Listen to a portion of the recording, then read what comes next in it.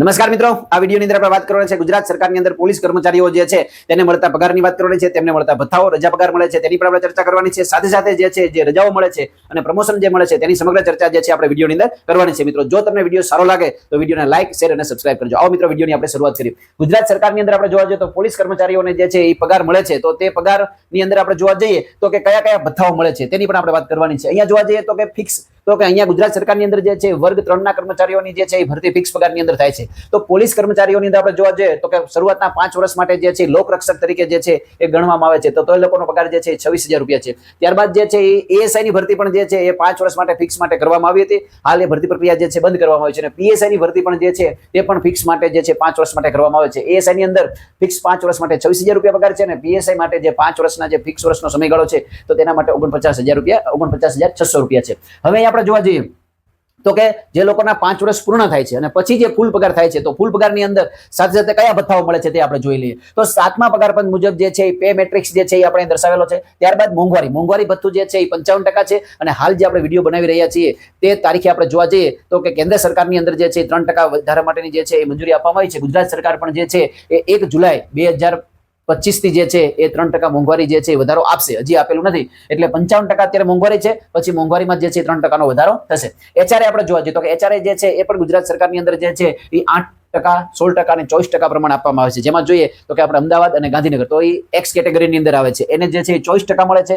ત્યારબાદ બીજા જે છે વાય કેટેગરીની અંદર એટલે કે મહાનગરપાલિકાઓની અંદર રાજકોટ છે, જામનગર છે, ભાવનગર છે, વડોદરા છે, સુરત છે, તો આ લોકોને જે છે 16% મળે છે અને બાકીના જે છે તેને 8% મળે છે. બીજું એ પણ ખાસ આપણે નોંધવું રહ્યું કે જે કર્મચારીઓને જે છે હેડક્વાર્ટર ફાળવવામાં આવેલું છે તો એ લોકોને જે છે એચઆરએ મળશે નહીં, એચઆરએ 0 ગણાશે. મેડિકલ તમામને આપવામાં આવે છે 1000 રૂપિયા. સુરક્ષા એલાઉન્સ જે છે એ પણ સરકારે જે છે જાહેર કરેલું છે. વોશિંગ એલાઉન્સ જે છે તમામને 500 રૂપિયા, પીએસઆઈ ને માત્ર 40 રૂપિયા આપવામાં આવે છે. ત્યારબાદ વાહન ભથ્થાની પણ આપણે ચર્ચા કરીએ તો સમગ્રને વાહન ભથ્થું મળતું નથી. જે લોકો પોતાના રહેણાંક જે છે એ રહેણાંક પોલીસ સ્ટેશનથી જો 1 કિલોમીટર કરતા વધારે અંતર હોય તો જે છે વાહન ભથ્થું મળવા પાત્ર છે, એ પણ બધાને મળવા પાત્ર નથી. અને લાભ રજા, અહીંયા નોંધવું એ રહ્યું કે લાભ રજા જે છે પોલીસ કર્મચારીઓને જે છે 6ઠા પગાર પંચ મુજબ જે છે મળે છે. તો 6ઠા પગાર પંચ મુજબ કઈ રીતે મળે છે તેની પણ આપણે ચર્ચા જે છે અહીંયા આપણે કરીશું. તો આવો મિત્રો, હવે જોઈ લઈએ પગાર. તો પહેલું આપણે વાત કરીએ કે એલઆર એટલે લોકરક્ષક જે અત્યારે હાલ 2025 ની અંદર જે છે 12,000 માટેની ભરતી પ્રક્રિયા ચાલુ છે. સૌથી વધારે ભરતી જે છે એ એલઆર ની થતી હોય છે, એટલે લોકરક્ષક. તો શરૂઆતના 5 વર્ષ એમના જે ફિક્સ હોય છે, તો 5 વર્ષ જે ફિક્સ હોય છે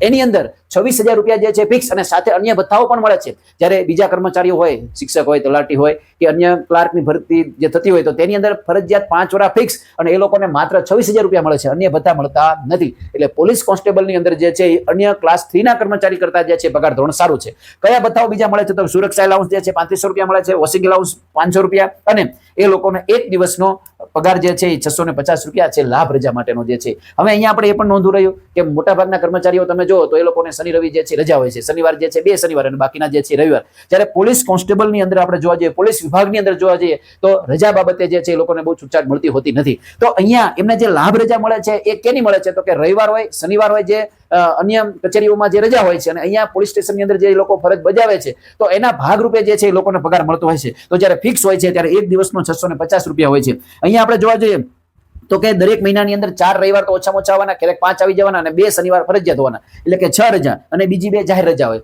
જાહેર રજાની અંદર આપણે જોવા જઈએ તો માની લો કે ગાંધી જયંતિ છે એ જાહેર રજાની અંદર આવશે. એવી જ રીતે આપણે જોવા જઈએ તો દિવાળી રજા હોય, બેસતું વર્ષ હોય, તો આ બધી જાહેર રજાઓ આવે તો એ દિવસે જો ફરજ ઉપર હોય તો એ રજાનો એનો પણ એમને પગાર મળે છે. એટલે સરેરાશ આપણે 12 મહિનાની અંદર ગણવા જઈએ તો દર મહિનાની અંદર એ લોકોને 8 જેવી જે છે લાભ રજા મળવા પાત્ર થાય. ક્યારેક 7 જેવી થાય, ક્યારેક વધારે 9-10 જેવી પણ થાય, પણ આપણે અંદાજે જે છે 8 લીધેલી છે. આમાં થોડુંક આગુ પાછું હોઈ શકે.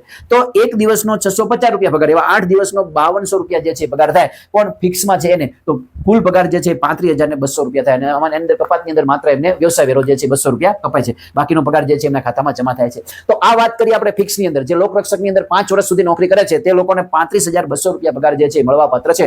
આ પગારમાં થોડુંક આગુ પાછું હોઈ શકે. શેના કારણે? તો કે લાભ રજા વધારે હોય, ઓછી હોય એના કારણે. બાકીના બધાઓ જે છે બધા માટે ફિક્સ છે. હવે આપણે વાત કરીએ પોલીસ કોન્સ્ટેબલ કે જેવા 5 વર્ષ પૂર્ણ થશે પછી એ લોકોને પ્રમોશન આવશે અને પછી કહેવાશે પોલીસ કોન્સ્ટેબલ. તો પોલીસ કોન્સ્ટેબલની અંદર આપણે જોવા જઈએ તો અહીંયા પે મેટ્રિક્સ જે છે થઈ જાય છે 18,000 અને એના ઉપર જે છે 55% મોંઘવારી એટલે કે 9,900. એચઆરએ જે છે આપણે 8% લીધેલું છે, જનરલી બધાને મળે છે. હેડક્વાર્ટર જેને ફાળવેલું છે એ લોકોને 8% પણ મળતું નથી, તો એ લોકોને અહીંયા આવશે 0. મેડિકલ જે છે એ 1,000 રૂપિયા, સુરક્ષા એલાઉન્સ 4,000, વોશિંગ એલાઉન્સ 5,000 રૂપિયા, વાહન ભથ્થું 900 રૂપિયા અને રજા પગાર આપણે જોવા જઈએ તો રજા પગાર જે છે એ લાભ રજા જે છે 6,568 રૂપિયા. તો આ કઈ રીતે બને છે એની આપણે જોવા જઈએ તો આપણે જવું પડશે 6ઠા પગાર પંચ પંચ મુજબની. તો છઠ્ઠો પગાર પંચ જે છે એ છઠ્ઠા પગાર પંચની અંદર અહીંયા આપણે જોવા જઈએ તો પે બેન્ડ અને ગ્રેડ પે આ બે વસ્તુ આવતી હતી. તો એ બંનેનો જે છે સરવાળો કરવામાં આવતો, એટલે અહીંયા જે છે એ ટોટલ થઈ જતો 7,000 રૂપિયા. હવે આની ઉપર જે છે મોંઘવારી, તો મોંઘવારી અત્યારે જે છે એ 2006 થી લઈ અને હાલ જે મોંઘવારી જે છે એ છઠ્ઠા પગાર પંચ મુજબ જે છે 252% મોંઘવારી થઈ. તો આના તમે 52% 252% કરો એટલે 17,640 થાય, એટલે કુલ અહીંયા થશે 24,640. તો આ જે છે છઠ્ઠા પગાર પંચ મુજબ પગાર થયો. હવે એને આપણે 30 વડે ભાગીએ એટલે એક દિવસનો પગાર મળે. તો અહીંયા એક દિવસનો પગાર જે છે એ એક દિવસનો પગાર બને છે 821 રૂપિયા. કોને માટે? તો કે પોલીસ કોન્સ્ટેબલ માટે 5 વર્ષ પૂર્ણ થાય પછી દર વર્ષે જે છે 3% ઇન્ક્રીઝ જે છે છૂટતું જાય. આમાં પણ વધારો થતો જાય, અહીંયા પણ વધારો થતો જાય છે. તો હવે આ પણ વધારો થશે. તો અહીંયા જે છે એ આપણે એક દિવસનો 821 રૂપિયા લખે પગાર ગણીએ તો 8 દિવસના આપણે થશે 6,568 રૂપિયા. તો અહીંયા કુલ પગાર જે છે 42,308 રૂપિયા જે છે પગાર થશે. કોનો? પોલીસ કોન્સ્ટેબલ 5 વર્ષ પૂર્ણ થાય પછી.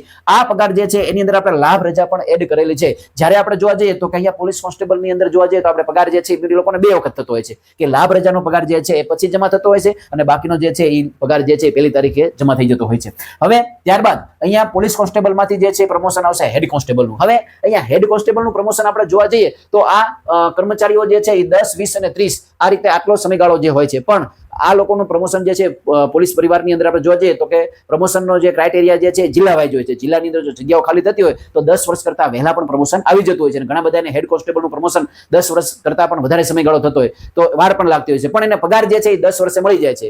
ઓકે, જો હવે આપણે જોઈએ કે હેડ કોન્સ્ટેબલ, તો હેડ કોન્સ્ટેબલ ની અંદર આપણે જોવા જઈએ તો 21,700 રૂપિયા થાય છે અને ત્યાર મોંઘવારી આપણે એડ કરીએ 11,935 રૂપિયા થાય છે. એચઆરએ જે છે 8% એટલે કે 1,736, મેડિકલ 1000, સુરક્ષા એલાઉન્સ 4500, 500, વાહન ભથ્થું 1,800 રૂપિયા. અને અહીંયા આપણે પગાર જોવા જઈએ તો અહીંયા ઘણા બધા એવા હેડ કોન્સ્ટેબલ હશે કે એ લોકોને 9 વર્ષે થઈ ગયા હશે, ઘણા બધા વહેલા થઈ ગયા હશે, એટલે અંદાજે આપણે જે છે લીધું છે. અહીંયા એ લોકોને ગ્રેડ પે જે છે 2,000 રૂપિયા થાય છે, પે બેન્ડ જે છે આપણે અલગ અલગ જોવા મળે છે, એટલે આપણે લખ્યો નથી. તો આપણે એવરેજ જે છે એ લોકોને એક દિવસનો પગાર જે છે છઠ્ઠા પગાર પંચ મુજબ જે છે 900 રૂપિયા બને છે. તો માની લો કે 8 દિવસ 8 લાભ રજા હોય તો 7,200 રૂપિયા, એટલે કુલ પગાર જે છે 50,371 રૂપિયા જેવો થાય છે. અહીંયા લાભ રજામાં જો આગુ પાછો હોય તો પગારની અંદર પણ થોડોક આગુ પાછો ફેરફાર હોય છે, પણ એવરેજ જે છે એ વર્ષના એમને જોવા જઈએ તો એક મહિનાના 50,000 રૂપિયાની આજુબાજુ જે છે કુલ પગાર મળવા પાત્ર છે.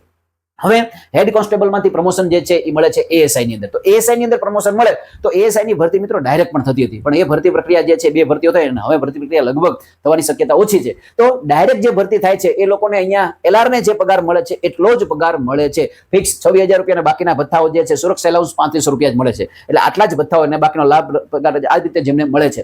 જ્યારે જે લોકોને જે છે એ પ્રમોશન થાય તો પ્રમોશન થાય ત્યારે એ લોકોને જે છે એ 2400 ગ્રેડ પે લાગુ પડે છે. જે શિક્ષકોની અંદર જે છે એ 5 વર્ષ પૂર્ણ કરે ફિક્સનો પછી ડાયરેક્ટ જે છે એ 2400 ગ્રેડ પે લાગુ પડે છે, પણ એ આ બીજા અન્ય ભથ્થાઓ જે છે એ શિક્ષકોમાં મળતા નથી, સુરક્ષા એલાઉન્સ ને બધા.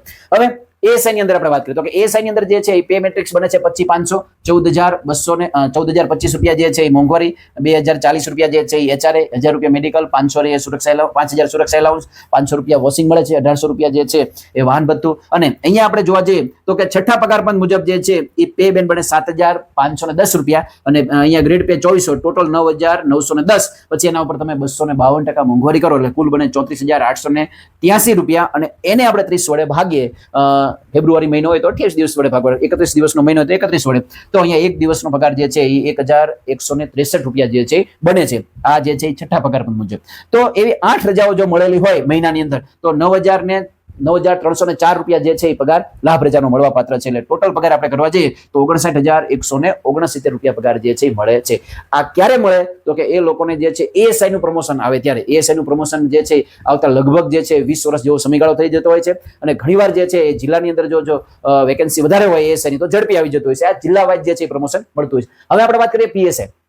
તો પીએસઆઈ ની ભરતી પણ જે છે ડાયરેક્ટ થાય છે. તો ડાયરેક્ટ 5 વર્ષ માટે ફિક્સ હોય છે ત્યારે 49,600 રૂપિયા મળે છે. જ્યારે ફૂલ પગારની અંદર આવે છે તો ફૂલ પગારની અંદર આવે ત્યારે પે મેટ્રિક્સ જે છે એ થઈ જાય છે 39,900 રૂપિયા. મોંઘવારી જોવા જઈએ તો 21,945 રૂપિયા, ઘરભાડું 3,192 રૂપિયા. અહીંયા આપણે જોવા જઈએ મેડિકલ 1,000 રૂપિયા. અને અહીંયા જે છે સુરક્ષા એલાઉન્સ જે લોકોને આપેલું નથી એની જગ્યાએ સ્પેશિયલ એલાઉન્સ 75 રૂપિયા અને વોશિંગ એલાઉન્સ 40. એ જૂનું જે ચાલતું હોય તે એમાં અહીંયા વધારો થયો નથી. બીજું આપણે વાત કરીએ કે પોલીસ કર્મચારીની અંદર જો પીએસઆઈ એ અધિકારી કક્ષાના બની ગયા તો હવે એ લોકોને જો ગાડીની સુરક્ષા જો પૂરી પાડતી હોય છે તો વાહન ભથ્થું મળવાપાત્ર થતું નથી. પણ જો એ પોતાના પોલીસ સ્ટેશનથી દૂર રહેતા હોય છે તો એ લોકોને 1800 રૂપિયા મળવાપાત્ર છે. બાકી એમને લાભ રજા અહીંયા એ નોંધવું પણ રહ્યું કે પીએસઆઈ થી ઉપરની કક્ષાના જે બધા રહ્યા એ લોકોને કોઈને લાભ રજા જે છે મળવાપાત્ર નથી. તો અહીંયા કુલ પગાર જે છે બને છે 67,952 રૂપિયા કુલ પગાર જે છે બને છે. પીએસઆઈ કક્ષાના જે છે અહીંયા છઠ્ઠા પગાર મુજબ જે છે 4200 રૂપિયા ગ્રેડ પે લાગુ પડે છે. અહીંયા આ સમગ્ર વાત જે છે એ આપણે લોકરક્ષક થી લઈને પીએસઆઈ સુધીના જે કર્મચારીઓ જે છે તે લોકોને મળતા પગારની આપણે વાત કરી છે. તો જોઈ લઈએ તો કે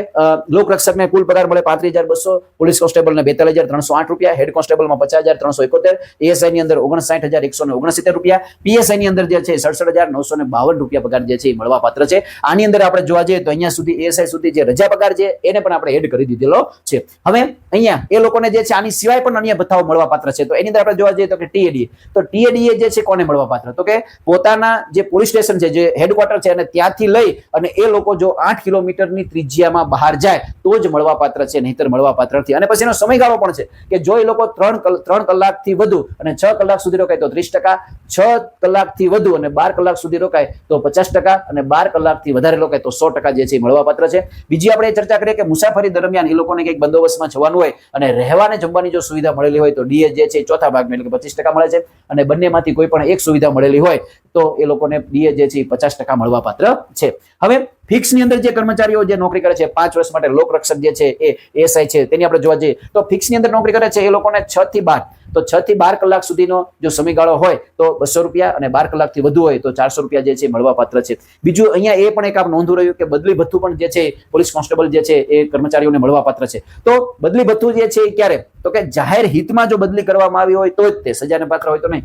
જાહેર હિતમાં બદલી કરવામાં આવેલી હોય તો એ જે કર્મચારી જે છે એ 6 મહિનાની અંદર જે છે પોતાનું બિલ જે છે રજૂ કરી શકે છે. તો એની અંદર જો 20 કિલોમીટર કરતા દૂર 20 કિલોમીટર કરતા ઓછા અંતરે જો બદલી થઈ હોય તો એ લોકોનો જે બેઝિક પગાર એટલે અહીંયા 18,000 રૂપિયા છે, 21,000 રૂપિયા છે, એ બેઝિક પગારના જે છે 1/3 એટલે ત્રીજા ભાગનું જે છે એ બદલી ભથ્થું મળવાપાત્ર છે. અને જો અંતર 20 કિલોમીટર કે તેથી વધુ હોય એટલે દૂર બદલી થઈ હોય તો એ લોકોને જે છે 80% જે છે એ બદલી ભથ્થું જે છે મળવાપાત્ર છે. બીજી આપણે વાત કરીએ તો કે રજાઓ, તો રજાઓ જે છે એ પોલીસ કોન્સ્ટેબલ જે છે અને એએસઆઈ પીએસઆઈ જે છે એ સૌથી અઘરી બાબત જે છે રજાઓ બાબતે. બાકીના મોટા ભાગના કર્મચારીઓમાં ખાસ જોઈએ તો અમારા વિભાગની અંદર શિક્ષણ વિભાગની અંદર સૌથી વધારે રજાઓ જે છે એ મળતી હોય છે. આમ જોવા જઈએ તો અહીંયા જે એ લોકોને હક રજા 30 રજા મળે છે તો એ શિક્ષક જે છે એ લોકોને 30 રજા મળતી નથી પણ સામે વેકેશનનો જે છે લાભ મળે છે. સરવાળા તો બધું સરખું જ થાય છે.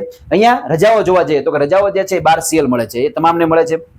પછી સ્પેશિયલ લીવ એ 15 જે ફિક્સ ની અંદર નોકરી કરે છે એ લોકોને 15 રજા જે છે 1 વર્ષની મળવાપાત્ર છે. અને મરજિયાત રજા જે છે કેટલી મળવાપાત્ર છે 2. અહીંયા આ રજા જે છે એ વાપરી નાખવાની હોય છે. એ રજા જે છે એ 1 વર્ષ માટે જમા થતી હોય છે પણ 5 વર્ષ જે તમે ફિક્સમાં નોકરી કરો છો અને પછી જો કોઈ રજા પડી રહે છે તો એ તમને રજા આગળ મળવાપાત્ર થતી નથી. એટલે આ રજાઓ જે છે અને આ એક રજા પણ તમે મૂકી શકતા નથી. કોઈ પ્રસંગ હોય, મેરેજ હોય તો આવા સમય દરમિયાન તમે જે છે એ આમાં 10 રજાઓ 5 રજાઓ એક સાથે તમે મૂકી શકો છો. બીજી આપણે વાત કરીએ તો હક રજા, તો જ્યારે ફૂલ પગારમાં આવી જાય તો ફૂલ પગારમાં આવી જાય પછી જે છે એ લોકોને 30 જે છે હક રજા મળે છે. અને આ હક રજા જો ન વપરાય તો એ પોતાની સેવાપોથી જે છે સેવાપોથીની અંદર જમા થાય છે અને છેલ્લે નિવૃત્તિ વખતે જે છે એ ટોટલ 300 રજાઓ જે છે એનો પગાર પણ જે છે એ મળતો હોય છે. તો ત્યાં ખાસ આ રજાઓ જે છે એ મદદરૂપ થતી હોય છે. બીજી વાત કરીએ આપણે પ્રમોશન, તો પ્રમોશનની આપણે ચર્ચા કરીએ તો પ્રમોશનની અંદર આપણે લોકરક્ષકમાં 5 વર્ષ પૂર્ણ થાય એટલે પોલીસ કોન્સ્ટેબલ બને. પછી જિલ્લાની અંદર જેવી વેકેન્સી હોય એ પ્રમાણે જે છે હેડ કોન્સ્ટેબલનું પ્રમોશન મળે, એવી જ રીતે એએસઆઈ નું મળે અને એવી જ રીતે આપણે જોવા જઈએ તો પીએસઆઈ. ત્યારબાદ આપણે જોઈએ તો કે પોલીસ કોન્સ્ટેબલ અને હેડ કોન્સ્ટેબલ જે છે એએસઆઈ છે આ લોકો પણ ડાયરેક્ટ પરીક્ષા જે છે પીએસઆઈ ની